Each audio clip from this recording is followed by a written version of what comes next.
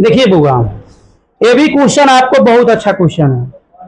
पर ये तो कह रहा है यदि किसी एपी का पीमा पद क्यू, किसी एपी का पीमा पद क्यू और क्यूमा पद पी है तो आरवा पद का मान ज्ञात करिए। देखिए इस सवाल देखने में जितना आपको छोटा दिख रहा है, हल्का दिख रहा है, उतना ये हल्का सवाल है नहीं।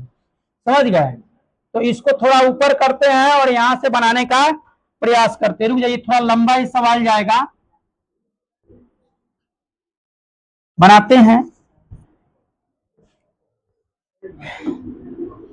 क्वेश्चन जैसे कहा वैसे करेंगे। पीमा पद क्या कर रहा है? पीमा पद क्यू।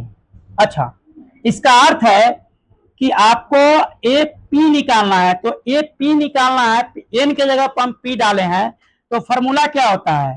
ए प्लस एन माइनस वन गुने क्या होता है? डी होता है। डी होता है। अब इसी में एन के जगह पर क्या हम बैठाते हैं? पी बैठाते हैं, पीमा पद क्यू। तो देखिए, चलिए यहां पे हम लिखते हैं, एक सेकेंड, एन बराबर ए प्लस एन के जगह पर क्या रखना है? पीमा पद क्यू, पी रखना है। तो पी माइनस वन गुने क्या होगा? डी। और पीमा पद बराबर है कितना? क्यू। मतलब इसके जगह पर क्या आके बैठ जाएगा? क्यू बैठ जाएगा। नहीं समझे? मतलब पीमा पद का है तो जहां एन होगा उसके जगह पर पी डालेंगे और एन के जगह पर क्यू डालेंगे। मतलब आपका इसको अगर तोड़िएगा तो ए प्लस ऐसे में गुना होगा तो क्या होगा? P D. और माइनस क्या होगा? डी। अब बराबर क्या होगा? इसको क्यू होगा। समीकरण क्या निकल गया? एक निकल गया। समीकरण एक निकल गया।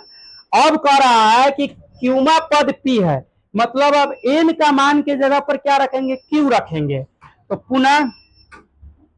पुनः फिर स्टार्ट करते हैं। तो आप एन बराबर क्या लिखोगे? ए प्लस एन के जगह पर आप क्यू माइनस वन गुने क्या करोगे? डी करोगे।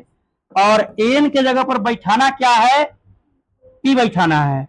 तो ए प्लस इससे इसमें गुना कर दो तो क्या होगा? क्यू डी और माइनस डी और बराबर क्या होगा? पी होगा। ये क्या निकल गया? समीकरण 2 निकल गया। तो कह रहा है कि आरवा पद निकाले। कहने का मतलब यह है कि हमें एक और एन निकालना है जिसमें एन का मान हमें आर रखना है। लेकिन एनवा पद निकालने के लिए हमें ए और डी का मान चाहिए कि नहीं चाहिए? तो ए और डी का मान किससे निकलेगा? दो जो समीकरण निकाले हैं इसी दो समीकरण से निकलेगा। तो हम एक काम करते हैं, समीकरण को हम सोल्व करते हैं। क्या करते हैं? समीकरण को हम सोल्व करते हैं। तो आप एक वो चीज इसमें कॉमन देखिए, इसमें भी डी का मान माइनस में और इसमें भी डी का मान माइनस में है कि नहीं है?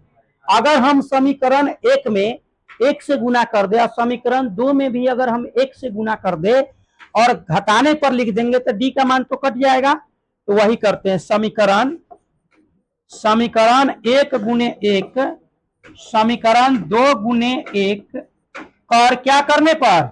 घटाने पर। क्यों घटाने पर? क्योंकि दोनों प्लस है, दोनों प्लस है तो जो दोनों माइनस है इसलिए। चलिए अब स्टार्ट करते हैं, लिखते हैं ए प्लस पी डी माइनस क्या है? डी। अब बराबर क्या है? क्यू है। अब दूसरा समीकरण क्या? ए प्लस क्यू डी और माइनस डी। अब बराबर क्या है? पी है।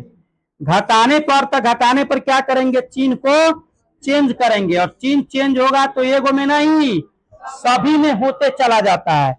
तो आप देखिए ए से ए भी कट गया और डी भी कट गया, कोई दिक्कत? ए से ए भी कट गया और डी भी कट गया। अब इधर आपका बनाते हैं, इधर कितना बच गया? P D minus Q D. अब बराबर इधर क्या बच गया? इधर बच गया Q minus P, Q minus P. कोई दिक्कत? तो अब दोनों में डी है तो डी हम कॉमन अगर ले लेते हैं तो पी माइनस क्यू बराबर क्या होगा? Q minus P. तो डी बराबर क्या होगा? क्यू माइनस पी और बटे यहां पे Q minus P minus Q है। दोनों तो समान नहीं है तो ऐसे हम तो काट नहीं सकते हैं, तो हम समान करते हैं इसको। डी बराबर हम ऐसे लिख सकते हैं, अगर माइनस कॉमन ले लेंगे तो पी हो जाएगा प्लस में और क्यू हो जाएगा माइनस में, और नीचे वाला सेम रहने देते हैं, p माइनस क्यू। अब समान हो गया, कट गया क्या मर्तबा में, एक मर्तबा में, तो d बराबर क्या निकल गया, -1 निकल गया। d बराबर आपको निकल गया -1। अब समीकरण 1 में या 2 किसी में भी d का मान रखेंगे तो a का मान निकलेगा। कोई देखिए, इस सवाल आपको ऑब्जेक्टिव में दिया है, लेकिन आपको सब्जेक्टिव में भी पूछ सकता है। तो समीकरण 1 में क्या लिखेंगे, समीकरण 1 में, समीकरण, एक सेकेंड रुकिए, 1 में d का मान रखने पर, d का मान रखने पर, तो समीकरण 1 कितना है बुआ जी, 1 प्लस p गुने क्या होगा, -1, क्योंकि d के जगह पर -1 बैठाना है, और माइनस इंटू -1, उसके बाद बराबर क्या करेंगे, q करेंगे। कोई दिक्कत, अब इसको सोल्व कीजिए, तो a माइनस p और +1, अब बराबर क्या होगा, q होगा। अब एक काम करते हैं, क्या कोई दिक्कत नहीं ना है, यहाँ पे एक के जगह पे ये डाल दिए p -1 और d -1, सही है। तो हमें ये का मान चाहिए, a बराबर हम क्या लिख सकते हैं, q प्लस p, और ये उधर गया तो -1, कोई दिक्कत, q अपने जगह पर है, p गया है उधर तो माइनस उठा तो प्लस हुआ है, और ये 1 उधर गया है तो क्या हुआ है, माइनस हुआ है। तो a का मान कितना निकल गया, इतना निकल गया।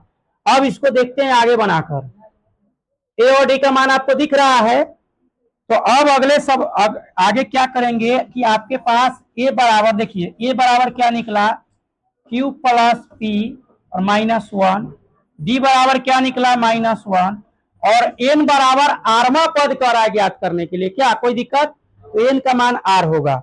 तो n पर निकालिए, n बराबर क्या होता है, a प्लस n -1, गुने क्या करेंगे, d करेंगे, मान बैठाते हैं, a के जगह पर क्या बैठाएंगे, q plus p -1 plus n के जगह पर r -1, गुने d के जगह पर -1, तो क्या होगा, q प्लस p -1 प्लस, एक सेकेंड रुकिए, -r और प्लस क्या 1। अब क्वेश्चन तोड़े, q प्लस p -1 -r और प्लस क्या होगा 1, 1 से 1 कट गया।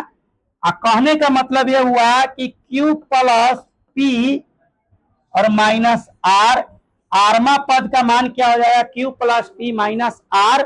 अब इसमें आप देखिए कि इसका आंसर ये दिया गया है कि नहीं, इसका आंसर सी दिया है, p plus q minus r, और आंसर क्या निकला है, q plus p minus r।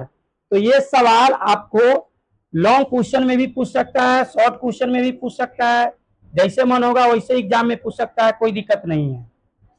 आगे बढ़े, चलिए आगे बढ़ते हैं।